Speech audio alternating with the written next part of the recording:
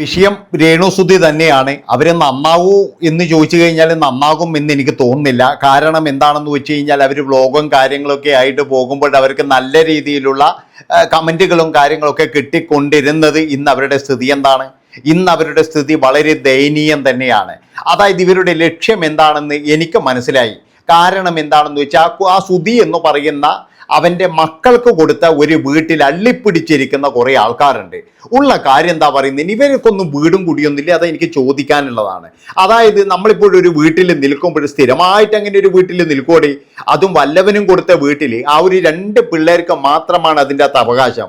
അപ്പോഴിവർ പറയുന്ന കാര്യം എന്താണെന്ന് വെച്ചാൽ അച്ഛനും അമ്മയും വന്ന് നിൽക്കുന്നതിൽ പ്രശ്നമുണ്ട്. ഒരു പ്രശ്നവുമില്ല. അച്ഛനും അമ്മയും വന്ന് നിൽക്കുന്നതിൽ ഒരു പ്രശ്നവുമില്ല. പക്ഷെ ഒരു കാര്യം മനസ്സിലാക്കണം നിങ്ങൾ, ആകെ എന്ന് പറഞ്ഞു കഴിഞ്ഞാൽ 2 ബെഡ്റൂം അങ്ങനെ ആ വീട്ടിനുള്ളത്. അതുപോലെ ഒരു ഹാള് കിച്ചണാണ് ഉള്ളത്. അതിൻ്റെ അകത്തെ അച്ഛനും അമ്മയും അതുപോലെ തന്നെ എന്ന് പറഞ്ഞാൽ ചേച്ചിയും അവരുടെ ഫാമിലിയും ഇവരെല്ലാവരും ഉണ്ടെങ്കിൽ പിന്നെ ആ ചെറുക്കൻ എവിടെയാണ് താമസിക്കുക? ആ ചെറുക്കൻ കൊല്ലത്ത് ശരിക്കും പറഞ്ഞാൽ പോയത് എന്തുകൊണ്ടായിരിക്കും? ഇവിടെ നിന്നും ചിലപ്പോൾ ഇവർ കുത്തി പറഞ്ഞു വിട്ടതായിരിക്കൂലേ?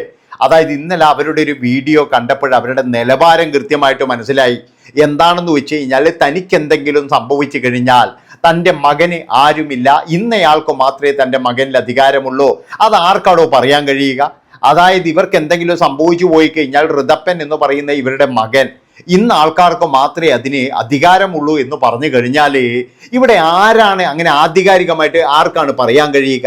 അതായത് ചിലപ്പോഴും എന്ന് പറഞ്ഞാൽ 1-2 വർഷം കഴിയുമ്പോഴേ ചെറുക്കനോട് എന്തെങ്കിലും പറഞ്ഞ് ദേഷ്യപ്പെട്ട് അല്ലെങ്കിൽ ഇറങ്ങി പോടാന്ന് പറഞ്ഞു കഴിഞ്ഞാൽ പോരെ, അത് രേണു അറിയുന്നുണ്ടോ? അത് ഇങ്ങനെയാണോ പറയേണ്ടത്? അതായത് ഇവിടെ എത്ര ആൾക്കാർ എന്ന് പറഞ്ഞു കഴിഞ്ഞാൽ അച്ഛനും അമ്മയും നഷ്ടപ്പെട്ട് ജീവിക്കുന്നുണ്ട്. അവരൊക്കെ എന്ന് പറഞ്ഞു കഴിഞ്ഞാൽ ഇത് ആരെങ്കിലും തട്ടിയെടുക്കാൻ വരുന്നുണ്ടോ? ഇതൊക്കെ എന്ന് പറഞ്ഞു കഴിഞ്ഞാൽ ആ ചെറുക്കൻ ഇട്ടിട്ടുള്ള ഒരു പണി തന്നെയാണ്, വേറെ ഒന്നുമല്ല. അതായത് ആ ചെറുക്കൻ ഇപ്പോഴും എന്ന് പറഞ്ഞു കഴിഞ്ഞാൽ കുറച്ച് വ്യൂസും കാര്യങ്ങളും ഉണ്ട്. അതുപോലെ തന്നെ ഒരുപാട് പേര് ആ ചെറുക്കനെ സ്നേഹിക്കുന്നുണ്ട്. ആ ചെറുക്കൻ എല്ലാ കാര്യങ്ങളും തുറന്നു പറഞ്ഞപ്പോഴും ഒരുപാട് അമ്മമാർ എന്നെ അമ്മയെ എന്ന് വിളിച്ചോടാ എന്ന് പറഞ്ഞിട്ട് ഒരുപാട് അമ്മമാർ വന്നിട്ടുണ്ട്. അതുകൊണ്ട് തന്നെ എന്ന് പറഞ്ഞ് ഇവർക്ക് എല്ലാവർക്കും എന്ന് പറഞ്ഞാൽ ചെറുക്കനോട് നല്ല രീതിയിലുള്ള അസൂയുണ്ട്. അസൂയ എന്ന് പറഞ്ഞ ഒരു 1.5 അസൂയ തന്നെയാണ്. അപ്പം അതുകൊണ്ട് ഞാൻ പറയുകയാണ്, ഇവർ നന്നാവുമെന്ന് ചോദിച്ചു കഴിഞ്ഞാൽ എനിക്ക് പ്രതീക്ഷയേ ഇല്ല. ഇവരിങ്ങനെ തന്നെ പോകാനാണ് ഇവരുടെ ഒരു ഇത് എന്നാണ് എനിക്ക് തോന്നിയിട്ടുള്ളത്.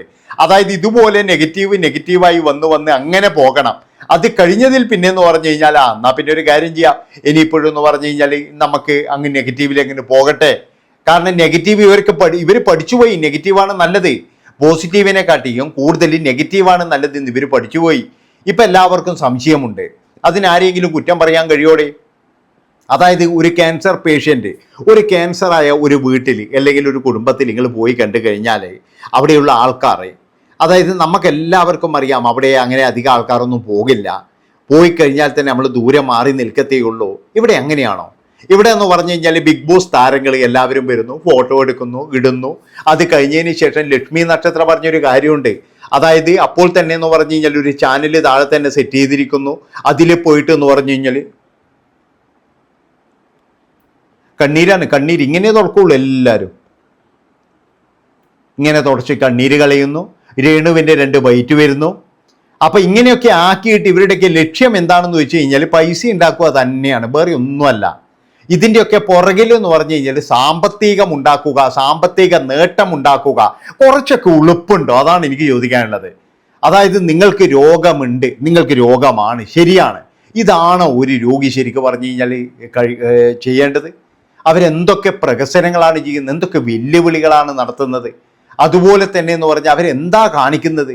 ഇന്നിപ്പോഴെന്ന് പറഞ്ഞാൽ നിങ്ങൾക്ക് മനസ്സിലായില്ലേ? അതായത് സപ്പോർട്ട് ചെയ്യുന്നവരെ എനിക്കൊക്കെ ഞാൻ പറഞ്ഞല്ലോ, ഒരു പാവമല്ലേ, അല്ലെങ്കിൽ എങ്ങനെയെങ്കിലും ജീവിച്ചു പോയിക്കോട്ടെ, അല്ലെങ്കിൽ വേറെ ഇത് ആ ചെറുക്കനെ ടാർഗറ്റ് ചെയ്യുന്നതെന്ന് മനസ്സിലായപ്പോൾ തന്നെ എനിക്ക് മനസ്സിലായി ഇതാ ചെറുക്കനാണ് ഇവരുടെ ശത്രു. എങ്ങനെയെങ്കിലും ആ ചെറുക്കന് ഈ വീട് എനിക്ക് വേണ്ട എന്ന് പറഞ്ഞാൽ ചെറുക്കൻ പോകണം. അതാണ്, ഒരവകാശവും ഇല്ല എനിക്ക് എന്ന് പറഞ്ഞിട്ട് പോകണം. എൻ്റെ പൊന്നു മക്കൾ, നിങ്ങൾ ആദ്യം ആലോചിച്ച് നോക്ക്. ഇപ്പോഴേ സുധിയുടെ കുറച്ച് പൈസയും കാര്യങ്ങളൊക്കെ ഇൻഷുറും കാര്യങ്ങളൊക്കെ ഏകദേശം കിട്ടാനായിട്ടുണ്ടാവും. അങ്ങനെ കിട്ടുമ്പോൾ എനിക്കൊന്നും വേണ്ട എന്ന് പറഞ്ഞിട്ട് ഈ ചെറുക്കൻ പോകണം, അതിന് വേണ്ടിയിട്ടാണ്. പക്ഷെ അതൊന്നും കോടതിയിൽ, അത് നിയമത്തിന് മുന്നിൽ അതൊന്നും നടക്കില്ല. നിയമത്തിൻ്റെ മുന്നിൽ എന്ന് പറഞ്ഞു കഴിഞ്ഞാൽ സുധിയുടെ മക്കൾക്കും അമ്മയ്ക്കും രേണുവിനെല്ലാം കിട്ടുന്നതാണ് എനിക്ക് തോന്നുന്നത്. അല്ലാതെ എന്ന് പറഞ്ഞു കഴിഞ്ഞാൽ വേണ്ടാന്ന് പറഞ്ഞിട്ട് അങ്ങനെ പോകാനൊന്നും കഴിയില്ല. അപ്പം അങ്ങനെ വേണ്ടാന്ന് പറഞ്ഞിട്ട് പോകണം. ചെക്കനാ ഇനി അവനാണെങ്കിൽ ഇപ്പോൾ യൂട്യൂബ് ചാനലൊക്കെ തുടങ്ങിയിട്ടുണ്ടല്ലോ. ഇനിയിപ്പോൾ ബിഗ് ബോസിലും കൂടി കയറാൻ പോവാണ്. ബിഗ് ബോസിലും നല്ല പൈസ കിട്ടും. ഏതായാലും അതുകൊണ്ട് അവനിനി ആ പൈസ കൊടുക്കണ്ട എന്നുള്ള തീരുമാനത്തിൽ എത്തിയിട്ടാണോ ഇവരിങ്ങനെ കളിക്കുന്നതെന്ന് അറിയില്ല. ഏതായാലും ഇതിൻ്റെ ഉള്ളിൽ എന്ന് പറഞ്ഞാൽ ആ ചെറുക്കനെ കൊടുക്കാമെന്ന് മാത്രമേ ഉള്ളൂ. നിങ്ങൾ എല്ലാവരും ഒരു കാര്യം ആലോചിച്ച് നോക്കണം. അതായത് ഈ പറയുന്ന രേണു സുധി കഴിഞ്ഞാൽ അവിടെ എന്ന് പറഞ്ഞ ഋതപ്പൻ്റെ അധികാരം എന്ന് പറഞ്ഞു കഴിഞ്ഞാൽ കിച്ചുവിൻ്റെ മകന്, അതായത് കിച്ചുവിന് മാത്രമാണ്. അതായത് കൊല്ലസുധിയുടെ മകനാണ്. കാരണം അവർ രണ്ടുപേരും സഹോദരങ്ങളാണ്. അവർ രണ്ടുപേരും ഒരച്ഛന് ജനിച്ചവരാണ്. അല്ലാതെ എന്ന് പറഞ്ഞാൽ നിങ്ങൾ വിചാരിക്കുന്നത് പോലെ എൻ്റെ അച്ഛനും അമ്മയ്ക്കും എൻ്റെ ജ്യേഷ്ഠനും ജ്യേഷ്ഠത്തിക്കും അതൊന്നുമല്ല. ഇതെന്ന് പറഞ്ഞാൽ സ്വന്തം ചോരയെ ഇവർ, അത് മനസ്സിലാക്കണം. ആ സ്വന്തം ചോരയെ തേടിയിട്ട് അവൻ പോകും. ഒരു ദിവസം അവൻ അവിടെ നിന്നും വിട്ടുപോകും എന്നുള്ളതിൽ യാതൊരു സംശയവുമില്ല. ഈ രേണു പറയുന്നത് പോലെ ആയുഷ്കാലം മുഴുവൻ ഈ ഋതപ്പൻ എന്ന് പറയുന്ന ആ ഒരു ചെറുക്കൻ അങ്ങനെ അങ്ങ് നിൽക്കും എന്നുള്ളത് വ്യാമോഹം മാത്രമാണ്. ഇനി വേറൊരു കാര്യം കൂടി പറയാം. അതായത് നിങ്ങളുടെ ഈ കോപ്രായങ്ങൾ മുഴുവൻ കണ്ടു കഴിഞ്ഞാൽ ചെറുക്കൻ എന്ന് നിങ്ങളുടെ ഈ കോപ്രായം മനസ്സിലാക്കുന്ന അന്ന് ആ ചെറുക്കൻ ആ പടിയിറങ്ങും. അത് ഉറപ്പാണ്. അത് ഉറപ്പിച്ച കാര്യം ഉറപ്പിച്ചോളൂ നിങ്ങളെ. ഈ രേണുവിൻ്റെ കുടുംബത്തിൽ മാത്രമല്ല, ഇതുപോലെ ചെയ്യുന്ന എല്ലാവരുടെയും കുടുംബത്തിലും നടക്കാൻ പോകുന്നത് ഇത് തന്നെയാണ്. ഞാൻ പറഞ്ഞല്ലോ, ഇല്ലെങ്കിൽ എന്ന് പറഞ്ഞു കഴിഞ്ഞാൽ ഭയങ്കരമായിട്ട് അവരെ ബാധിക്കും. ഏതെങ്കിലും ഒരു കൂട്ടുകാരൻ പറഞ്ഞാൽ പോരെടാ നിന്റെ അമ്മേനെ കുറിച്ച് അറിയില്ലേ, അവരുടെ കണ്ടില്ലേ നീ എന്നൊക്കെ പറഞ്ഞ് കാണിച്ചു കൊടുത്തു കഴിഞ്ഞാൽ അവൻ്റെ തൊലി ഉരിഞ്ഞു പോകും. അന്ന് അവൻ നിർത്തും ഇവരുമായിട്ടുള്ള സഹവാസം. അല്ലാതെ എന്ന് പറഞ്ഞു കഴിഞ്ഞാൽ ഇതിൻ്റെ പങ്കും പറ്റി ജീവിക്കുന്നവരുടെ കൂടെ തന്നെ ഞാൻ നിൽക്കണം. അങ്ങനെയൊന്നും ആ ചെറുക്കൻ നിൽക്കുമെന്ന് എനിക്ക് തോന്നുന്നില്ല. അവൻ്റെ ജ്യേഷ്ഠനാണ്, അവൻ്റെ ജ്യേഷ്ഠൻ തന്നെയാണ് ഈ കൊല്ലം സുധിയുടെ മൂത്ത മകനായ കിച്ചു. ആ ചെറുക്കൻ അങ്ങനെ തള്ളിപ്പറയുമെന്ന് എനിക്ക് തോന്നുന്നില്ല. ആ ചെറുക്കൻ അങ്ങനെ ഇവനോട് ഈ ഋതപ്പനോട് അത്ര വൈരാഗ്യമൊന്നുമില്ല. അവന് ഇഷ്ടം തന്നെയാണെന്നാണ് എനിക്ക് തോന്നുന്നത്. അല്ലാതെ അവൻ അങ്ങനെ എന്താ പറയേണ്ടത്, നീ അങ്ങനെ അവിടെ തന്നെ നിന്നാൽ മതി അങ്ങനെയൊന്നും പറയുന്നത് എനിക്ക് തോന്നുന്നില്ല. ഞാൻ പറഞ്ഞല്ലോ, അവർ രണ്ടുപേരും ചോരയാണ്. ഒരേ ചോരയാണെങ്കിൽ അവർ ഉറപ്പായിട്ടെന്ന് പറഞ്ഞു കഴിഞ്ഞാൽ ആ പയ്യൻ തേടിപ്പോകും. അത് ഉറപ്പാണ്. അതിപ്പോൾ രേണു ഇവിടുന്ന് കുറേ വർത്താനം പറഞ്ഞുകൊണ്ടോ ഇല്ലെങ്കിൽ രേണു ഇവിടുന്ന് എൻ്റെ അച്ഛനും അമ്മയ്ക്കും അതുപോലെ തന്നെ മറ്റുള്ളവർക്കുമാണ് അധികാരം എന്ന് പറഞ്ഞുകൊണ്ടൊന്നും കാര്യമില്ല. കൃത്യമായിട്ട് രേണു ഒരു കാര്യം മനസ്സിലാക്കേണ്ടത് എന്താണെന്ന് വെച്ച് കഴിഞ്ഞാൽ ഇവിടെ നിങ്ങൾ ഈ സോഷ്യൽ മീഡിയയിൽ കാണിക്കുന്ന പ്രകസനമൊന്നും അല്ല ജീവിതത്തിൽ ഉണ്ടാവുക. ജീവിതത്തിൽ എന്ന് പറഞ്ഞാൽ പല ഘട്ടങ്ങളിലും പല കാര്യങ്ങളും ഉണ്ടാകും.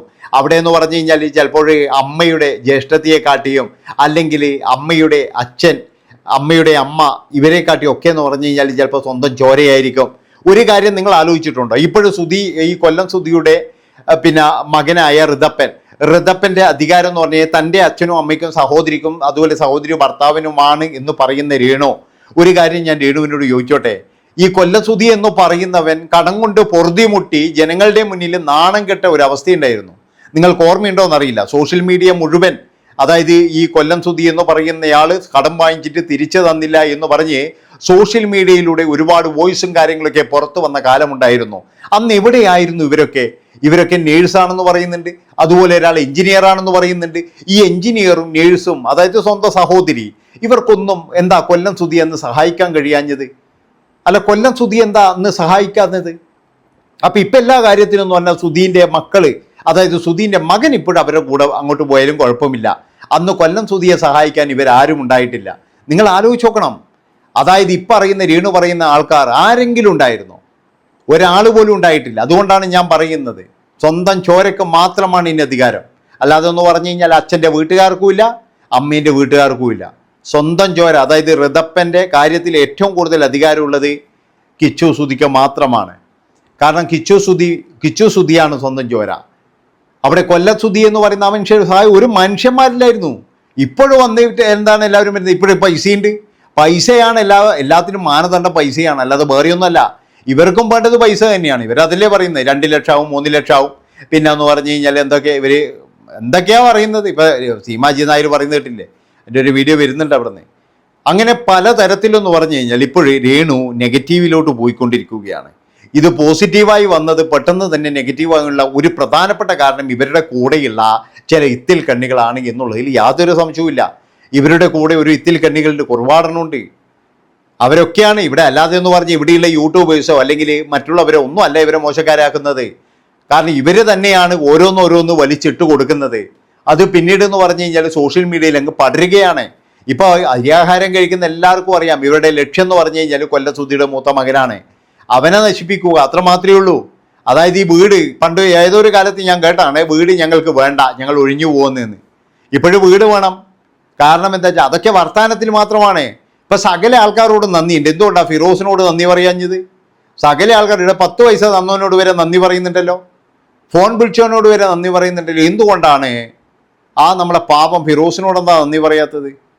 അതുകൊണ്ട് എൻ്റെ പ്രിയപ്പെട്ടവരെ, നിങ്ങളൊരു കാര്യം മനസ്സിലാക്കുക, ഇതിൻ്റെ ഉള്ളിലുള്ള കളികൾ അതൊക്കെ എന്ന് പറഞ്ഞ് എനിക്ക് തോന്നുന്നത് സാമ്പത്തിക നേട്ടവും അതുപോലെ തന്നെ ആ പയ്യനെ നൈസായിട്ട് ഒഴിവാക്കാനുള്ള ഒരിതുമാണ്. പക്ഷേ ആ അവർ രണ്ടുപേരും ഒരു ചോരയാണ്, അവർ രണ്ടുപേരും ചേരും എന്നുള്ളതിൽ യാതൊരു സംശയവുമില്ല. നന്ദി, നമസ്കാരം.